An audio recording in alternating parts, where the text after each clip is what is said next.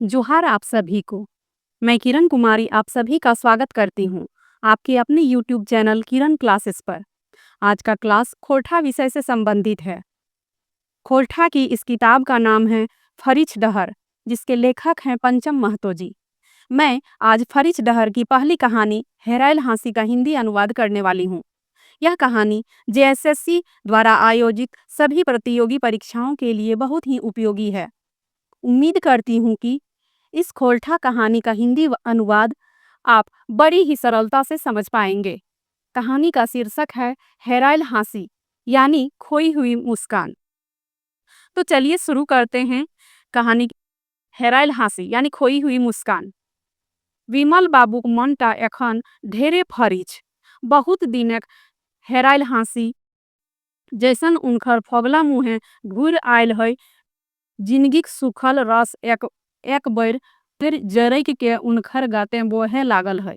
बुढ़मती काले जिंदगीक एगो ठेहार मिल गेल है। हेराइल हाँसी यानी कि खोई हुई मुस्कान। विमल बाबू का मन अभी बहुत साफ है। बहुत दिनों से खोई हुई मुस्कान उनके दंतहीन चेहरे पर जैसे लौट आई हो। जीवन का खोया हुआ आनंद एक बार फिर से उनके शरीर में प्रवाहित होने लगा है। ऐसा लग रहा है जैसे बुढ़ापे में जीने का एक सहारा मिल गया हो।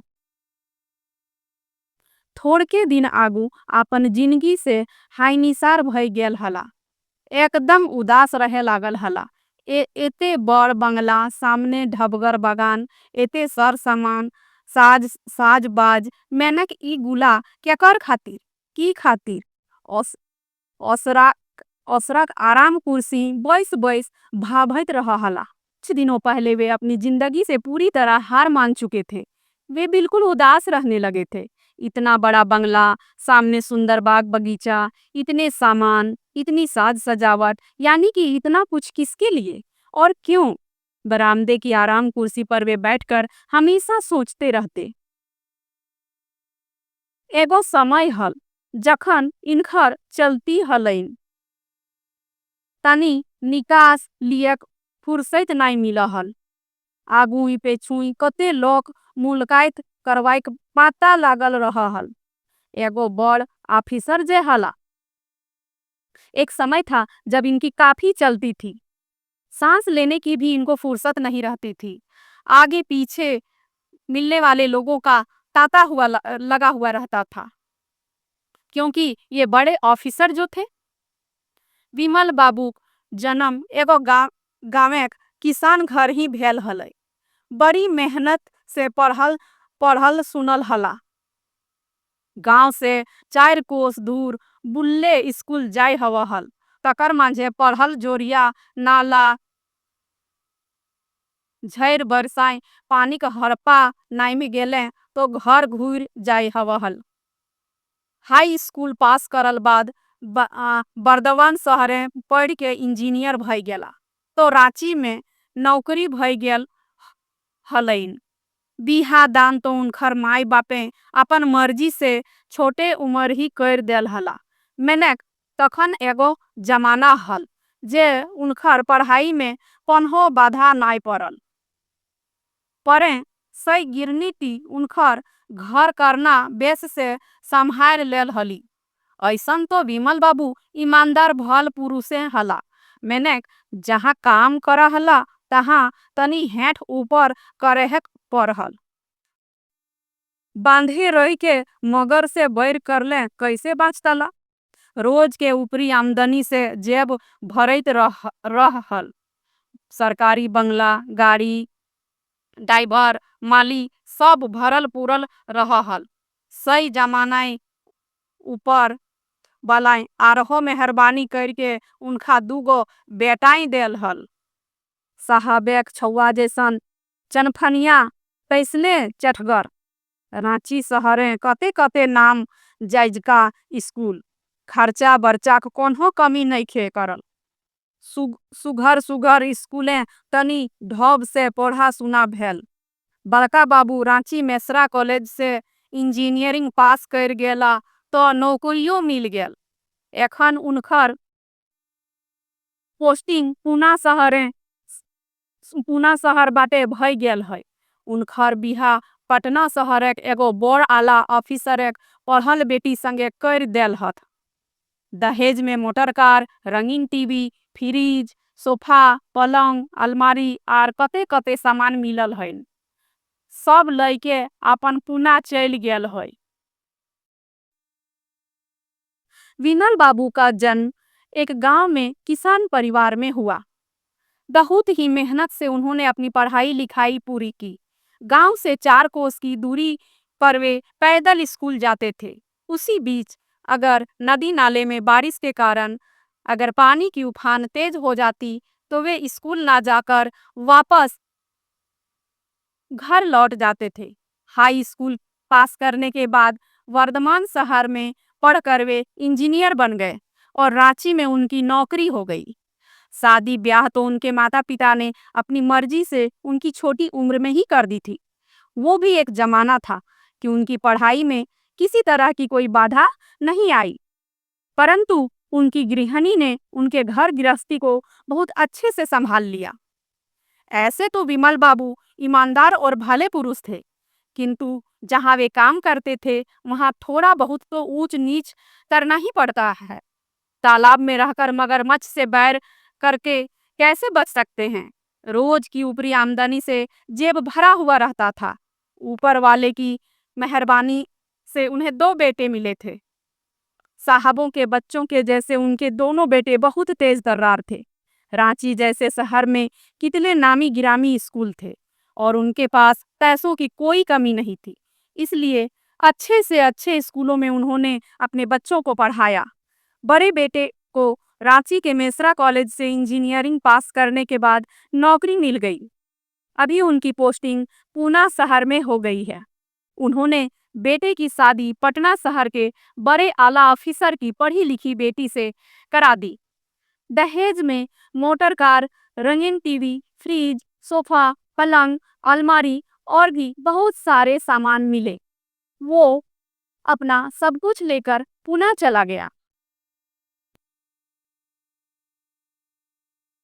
छोट लुलू कम नाई, वो इसलिए पढ़े में तेज। 12वीं पास करत करत आईआईटी में पास कर गेल हल।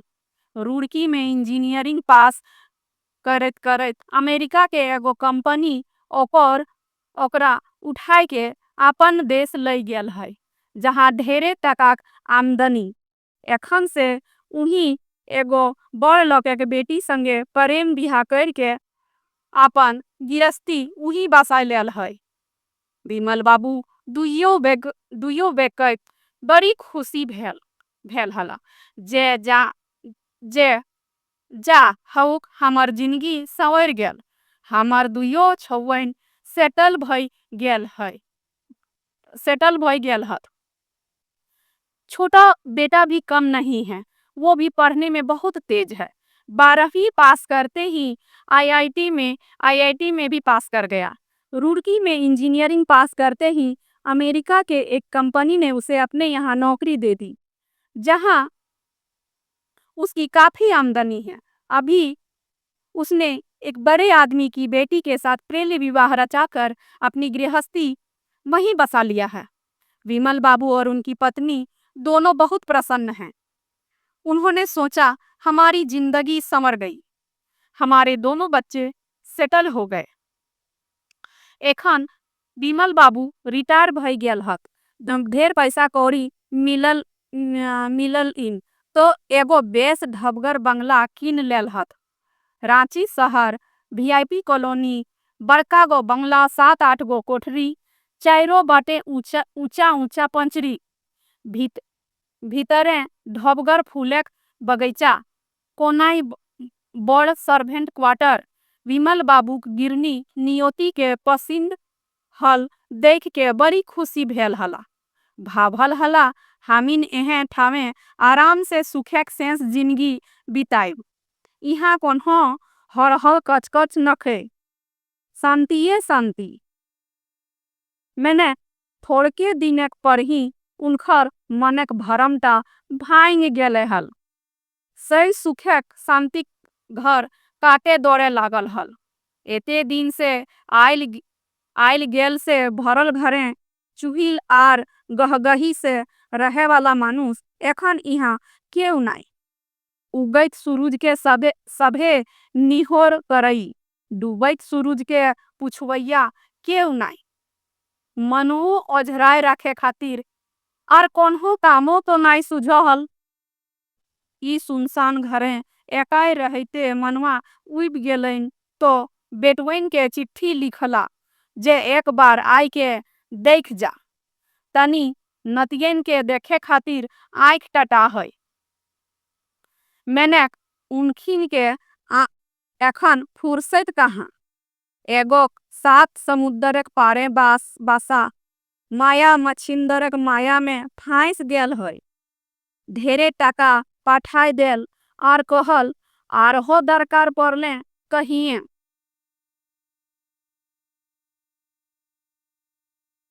अभी दीवन बाबू रिटायर हो गए हैं। बहुत सारा पैसा रिटायरमेंट में मिला तो उन्होंने बढ़िया बंगला खरीद लिया रांची शहर के वीआईपी कॉलोनी में, जिसमें 7-8 बड़े बड़े कमरे हैं। चारों तरफ ऊंची चार दीवारी है। उसके अंदर एक सुंदर सा बगीचा है। एक कोने में सर्वेंट क्वार्टर है।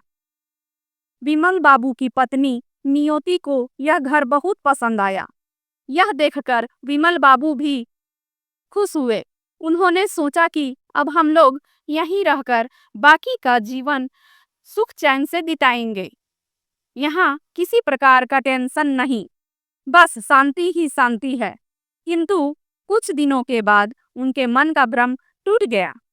वहीं सुख शांति जैसे उन्हें काटने को दौड़ रही है। इससे पहले तक वे भरे पूरे घर में रहने के आदी थे। हंसी ठहाकों के बीच ही उनका समय बीता करता था। किंतु अभी यहाँ कोई नहीं। उगते सूरज को तो सभी पूजते हैं, लेकिन डूबते सूरज को पूछने वाला कोई नहीं होता। मन को उलझाकर रखने के लिए और कोई काम भी नहीं सूझ रहा है।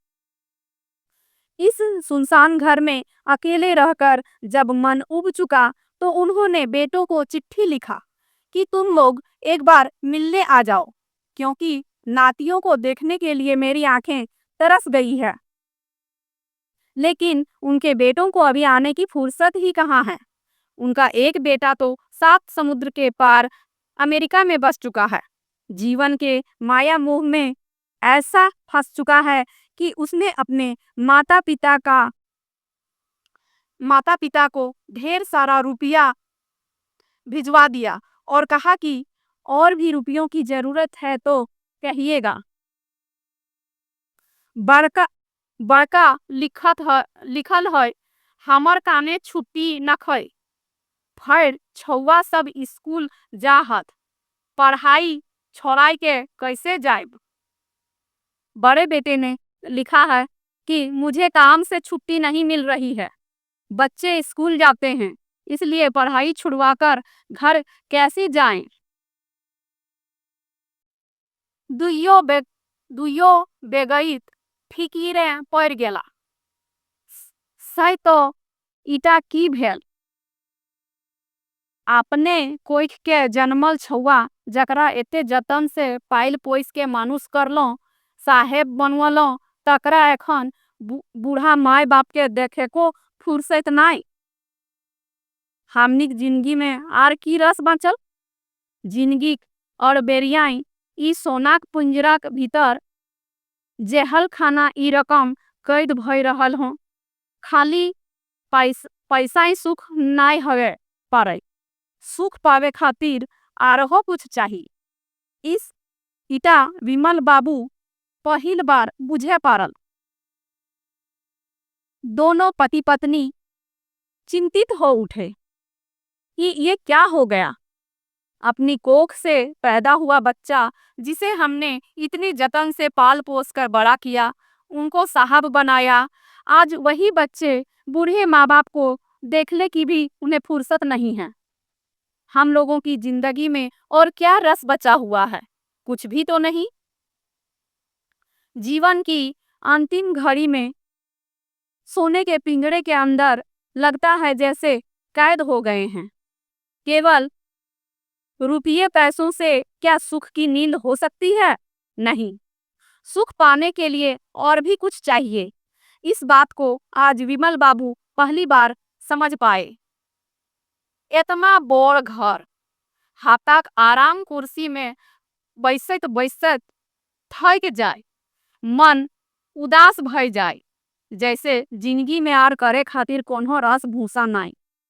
नियतियो गुमसुम उदास रहे, ओकर गिरस्ती में कते चूहिल आर गहगही रहल। मैनेक एखन एकदम सुनसान। मनेक भाव मनेक भीतरी गुमरैत रहे। मने पड़े खाली साई अपन बेटा पुतोह नाती नतनी दूगो छौआ ई आंगनाय दौड़ बुलतला तो कते गहदम लागतल। आँखी लोर टिपके लागल आर नजर तरे धुंधुर सूझे लागल। कौनहो काम करे मन नहीं करे। इतना बड़ा घर है उनका। वे आराम कुर्सी में बैठे बैठे थक जाते हैं। मन उदास हो जाता है। ऐसा लगता है जैसे जीवन में आनंद प्राप्त करने के लिए कुछ बचा ही नहीं है। उनकी पत्नी नियति भी उदास रहने लगी। उनकी गृहस्थी में कितना आनंद था, वो सब कुछ जैसे खत्म हो गया है। मन की बात मन में ही रह गई।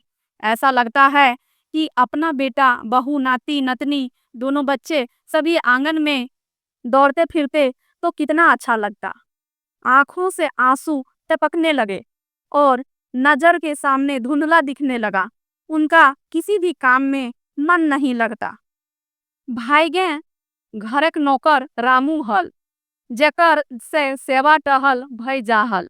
रामू छोट से ही घरक सुसुरसा में लागल हल। ई घरक नून खाइल हल और नूनक चापे चाताइल हल। ई गरीबक मने कोन्हो छल परपंच नाई, खूब सेवा करे। रामू एखन सियान 21 बरसक जवान भई गेल है।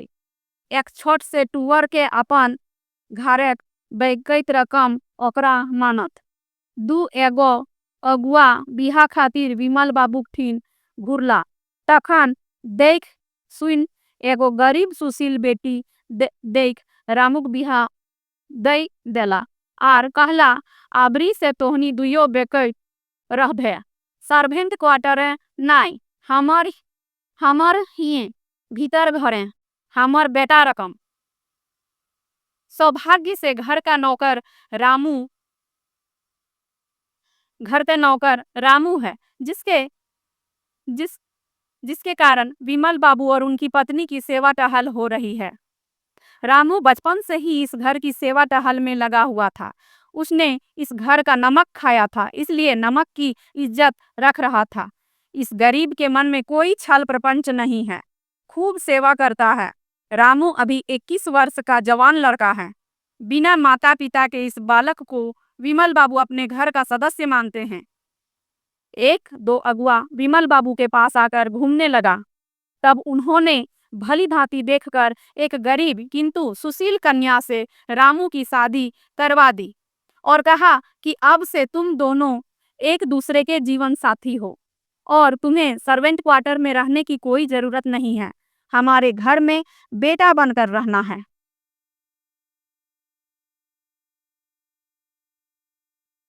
सही भेल हल। बिहाक बाद लियान करके रामू अपन नौतन बहुरिया लय के सही बंगला ही आई गेल हल। एते बड़ घर तकर चकर मकर देख के बहुरिया गौरी भकचोकाय गेल हली। बेचारी गरीब अते बड़ बंगला सपनोहू नाई देखल हली।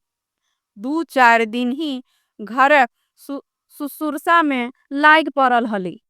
नियोतिक घरे पायल के छन छन और चूड़ी के खनखन से घरक उदासी भागे लागल हल।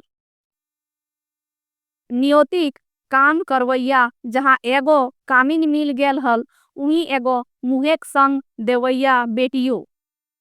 विमल बाबूक एखन बिहानी गरम गरम चाह, नहाय खातिर गरम पानी समय सिरे मिले लागल। पहिल बेर पतोहूक रकम सेवा पाई के दुइयो बेगैत गदगद हला से जे सुख आर सेवाटा अपन कोख से जन्मल बेटा बहू नाई दिए पारल हला से सुख एखन कामिने दिए लागल हली। की नौकर आर की मालिक के माजेक तफातटा पटाइत पटाइत जैसे बराबर हवे लागल हल। दुइयो बाटे नफाही हला। गरीब रामू और गौरी के अते बड़े घरे जिंदगी एगो ठेहार मिल गेल हल। तही विमल बाबू उदास परिवार के एगो संगी। वही हुआ भी। शादी के बाद रामू ने अपनी नई बहुरिया को लियान कराकर विमल बाबू के बंगले में आकर वह भी रहने लगा। इतना बड़ा घर और साज सजावट देखकर रामू की बहुरिया गौरी आश्चर्यचकित हो गई। बेचारी गरीब घर की बेटी थी, उसने तो सपने में भी ऐसा बंगला नहीं देखा था। 2-4 दिनों में ही वह घर की सेवा सुरसुआ में लग गई। नियोती के घर में पायल के छन छन और चूड़ी के खन खन की आवाज से जैसे घर की उदासी ही दूर हो गई। जहां नियोती को एक काम करने वाली दासी मिल गई थी, वहीं उसका साथ देने वाली एक बेटी भी मिल गई थी। अभी विमल बाबू को सुबह सुबह गरम गरम चाय, नहाने के लिए गरम पानी समय से मिलने लगा। पहली बार पतोहू के जैसी सेवा करने वाली गौरी के व्यवहार से दोनों पति पत्नी बड़े खुश हुए। जो सुख उनको सुख और सेवा अपने कोख से जन्म लेने वाले बेटे और बहू ने नहीं दिया, वो सुख आज रामू और गौरी दे रहे हैं। नौकर और मालिक का अंतर मिट चुका था। वे केवल प्यार और अपनापन और था वो केवल प्यार और अपनापन। जहां गरीब रामू और गौरी को अपने जीवन जीने के लिए एक आश्रय मिल गया था, वहीं विमल बाबू और नियति को उदासी भरे जीवन, परिवार को एक अच्छा संगी साथी। ऐसमे में 2 बच्छर बीते लागल। एखनो विमल बाबू साहेब बेटा पतोहू एको बेर हुलकेहू ले नाई आयला। चिट्ठी पत्रियो कम भई गेल है, जैसे उ सब माय बाप के भूल गेल हत। मायक मने बर है, छापी साले लागे, आँखिया टाटाओ लागे, तो फफक के कांदे लागही। विमल बाबू ओकरा फटक देत, कहत, छोड़ भूल जो उ बेईमान सबके। उ सब भूल गेल हत तो हमहू ओकर बाप लागो। हमहू आन है, हमरो आन है, हमहू भूल जाए पारो। आँखिया डबडबाए जाए, रुमाल से आँख पोंछ के कहत, आपन आपन किस्मत हवै, जिंदगी में केहू ककरो नाई। इसी तरह 2 वर्ष बीत गए। अभी भी विमल बाबू के बेटे बहू एक बार भी माता पिता को देखने के लिए नहीं आए। चिट्ठी पत्री का आना भी कम हो गया। ऐसा लगता है जैसे वे अपने माता पिता को भूल चुके हैं। माँ को जब अपने बेटों की याद आती है तो आंखें तरस जाती है और वह फफक कर रोने लगती है।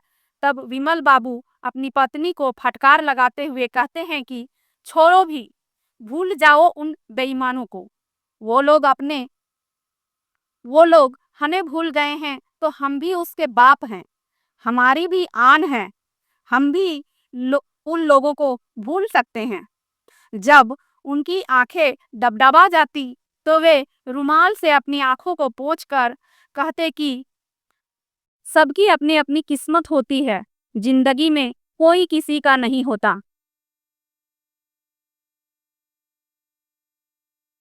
विमल बाबू तो मर्द पुरुष, इनखर करेजा बोर, भूल जाए पारत। मैंने नियोती तो माई लागी, ओकर करेजा फाटे लागल। दिमेक भूख और राइतेक नींद भाग गेल। मन गुमान रहत रहत बेजार पड़ गेली। कते दागदर पानी खाटी गज गेल ही। विमल बाबुओ लावे जान हत। धन ही गोरी जे रात दिन ओकर सुसुरसाई में एक कर देल ही।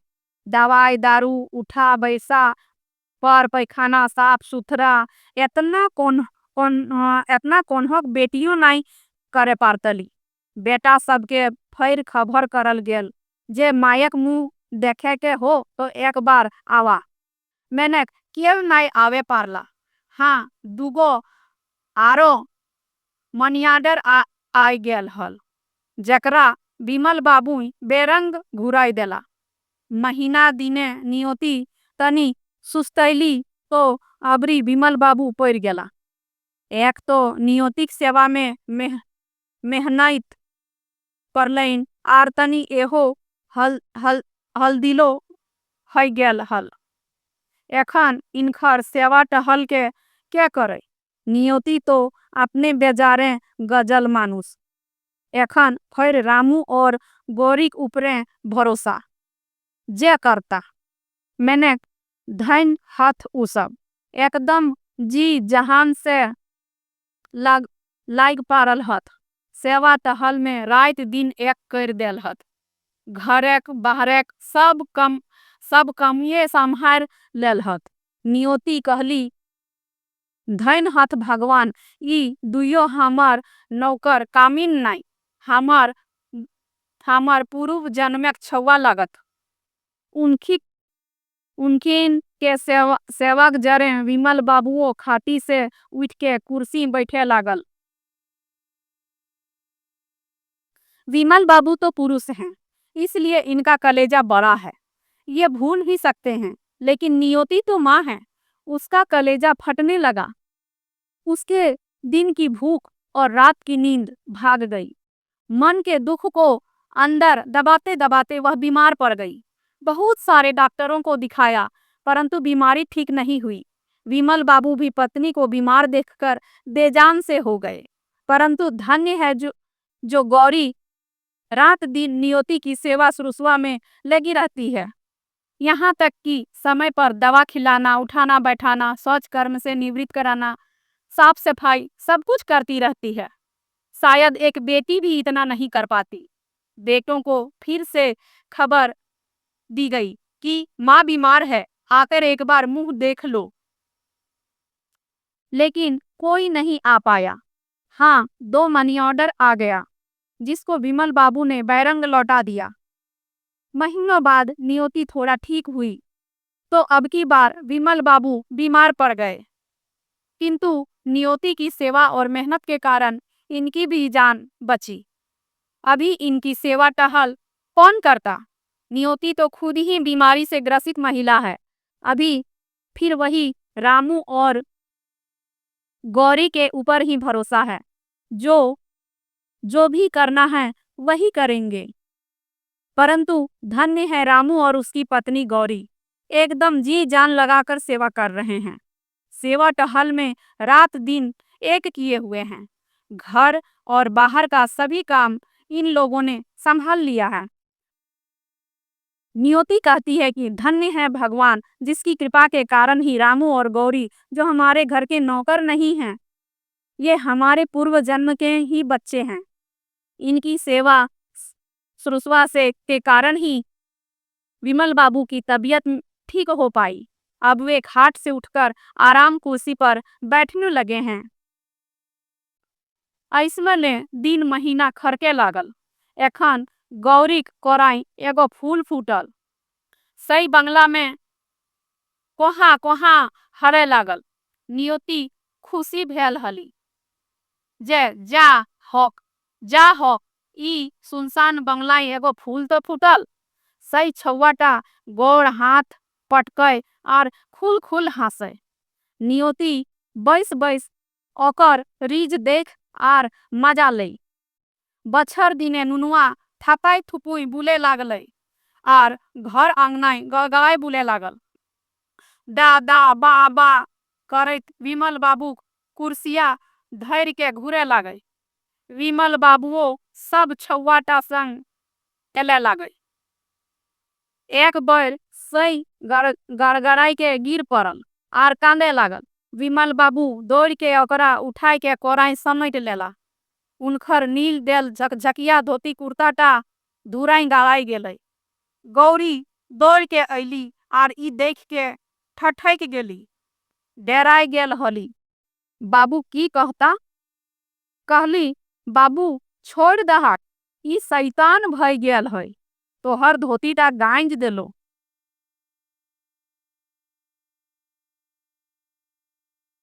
इसी तरह दिन महीने बीतने लगे। अभी गौरी की गोद में एक बालक आ चुका है, इसलिए बंगले में बच्चे की रोने की आवाज गूंजने लगी है। नियति बड़ी खुश हुई और कहा, चलो अच्छा हुआ, इस सुनसान बंगले में एक फूल तो खिला। बच्चा बहुत ही सुंदर था, खूब हाथ पैर पटक कर खेलता रहता और मुस्कुराता रहता था। नियति बैठकर बच्चे की इन्हीं हरकतों को देखकर खूब खुश होती रहती और मजे लेती। साल भर में बच्चा गिरते पड़ते चलना सीखने लगा और घर आंगन में चारों ओर दौड़ने लगा। बच्चा अब दा दा बा बा करने लगा और विमल बाबू की कुर्सी पकड़कर चारों ओर घूमता रहता है। विमल बाबू भी अब बच्चे के साथ खेलने लगे हैं। एक बार बच्चा दौड़ते दौड़ते गिर पड़ा और रोने लगा। विमल बाबू दौड़कर गए और उसे उठाकर गोदी में समेट लिया। उनके नील दिए हुए साफ सुथरे धोती कुर्ते में धूल लग गई। इसी समय गौरी दौड़ती हुई आई और यह देखकर ठिठक गई। वह डर गई कि विमल बाबू ना जाने क्या बोलेंगे। वह बोली, बाबू इसे छोड़ दीजिए, यह बड़ा शैतान हो गया है, आपकी धोती को तो इसने गंदा कर दिया। विमल बाबू ओकरा प्यार से झिड़क देला और कहला, नाय रे बोकी, छौवा भगवान हवा है, फूल रकम पवित्र, एकरा हमर संगे खेले दे। आर से ओकर संगे खेले लागल। खेले में विमल बाबू एते मशगूल भई गेल हला जो भूल गेल हत जे ई हमर अपन वंश नाय। परेक छौवा लागई, अपन आर पर तो अपन मनेक भीतरक उपजल व्यथा हवई, ना तो जे अपन कामे लागई सोईटाई अपन आर जकरा अपन कहो से यदि दुखे सुखे कभू कामे नाय लागई सेताबा कैसन अपन। विमल बाबू ने गौरी को प्यार से झिड़क दिया, यानी डांट दिया और कहा, नहीं रे बुड़बक, बच्चे तो भगवान का ही रूप होते हैं, ये तो फूलों की तरह पवित्र होते हैं, इसे मेरे साथ खेलने दो। और वे बच्चे के साथ ही खेलने लगे। विमल बाबू खेल में इतने मशगूल हो गए कि वे भूल गए कि ये मेरा अपना वंश नहीं है, बल्कि दूसरे का बच्चा है। वे सोचने लगे कि अपना और पराया कुछ नहीं होता है, ये तो सारी बातें हमारे मन की ही भीतर की उपज होती है। जो दुख सुख में काम आए वही अपने होते हैं, केवल अपना कहने से कुछ नहीं होता। यदि अपने होकर भी दुख सुख में काम ही ना आए तो ऐसे लोग अपने कैसे हो सकते हैं। विमल बाबू दियो बेकैत आश्रय बैसल हत। गौरी उनका नाश्ता और चाह आइन के देलही। रामू घरक काम में मशगूल है। नुनुआ उही आंगना खेले लागल है। चाहक चुस्की लई के नियति कहली, बेचारा गरीब ई सब हमनी के कते सेवा करहत। विमल बाबू और उनकी पत्नी नियति बरामदे में बैठे हुए हैं। गौरी ने उन लोगों को नाश्ता और चाय ला कर दिया। रामू घर के कामकाज में व्यस्त है और बच्चा वहीं आंगन में खेल रहा है। चाय की चुस्की लेकर नियति ने कहा कि बेचारे गरीब लोग हम दोनों की कितनी सेवा भगत कर रहे हैं। हाँ रे,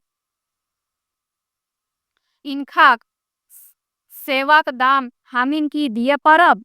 अबरी हमीन गाछक पाकल आन भई गेल हों, कखनू टिपक जाय पारो, तो कि ई सब के कर्जा लेके जाए। विमल बाबू ने कहा, हाँ रे, तुम ठीक ही कह रही हो। इनकी सेवा की कीमत क्या हम लोग चुका पाएंगे? अब हम लोग बूढ़े हो चुके हैं, पके आम की भांति कब टपक पड़ेंगे कोई ठीक नहीं है। यानी कभी भी मृत्यु हो सकती है हमारी। तो क्या हम लोग इनकी सेवा का कर्ज लेकर चले जाएंगे? तो कुछ काहे नहीं कर दहक। तब नियति ने कहा, तो आप इनके लिए कुछ क्यों नहीं करते हैं? विमल बाबू उदनिसास लेके कहला, हाँ कुछ तो करे है हवत। विमल बाबू ने लंबी सांस लेते हुए कहा, हाँ कुछ तो करना ही होगा। ऐसने दुइयो गंभीर भय गेल हला और खूब विचार सिचार करके तय कर लेल हला। फिर दोनों पति पत्नी गंभीरता पूर्वक बहुत सोच विचार कर निर्णय कर लिया। एक दिन वकील डाइक के अपन संपत्ति के वसीयत कर देला। आधा संपत्ति मरल बाद एगो धार्मिक ट्रस्ट के हवत और आधा रामू के।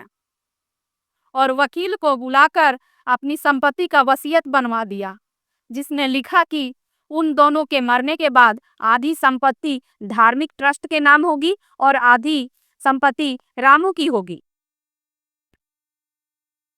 आज विमल बाबू को मन अते हलुक भय गेल हइन, जैसे जिंदगी कते बड़ भार मुड़ से नाइन गेल है। अपन खुशी से भर के सै छौवाटा संग छौवा भई के खेले लागल हत और खटखटाई के हंसे लागल हत।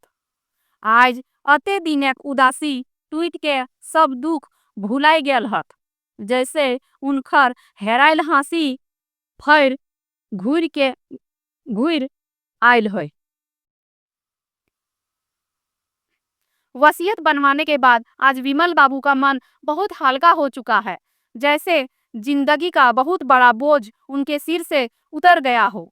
अमले खुशी से भर उठे हैं और बच्चे के साथ बच्चा बनकर खेल रहे हैं। साथ ही ठहाका लगाकर हंसने लगे। आज इतने दिनों के बाद मानो उनके चेहरे की उदासी छट गई है और वे सारे दुख भूल चुके हैं। ऐसा लग रहा है जैसे उनकी खोई हुई मुस्कान फिर से वापस लौट आई हो।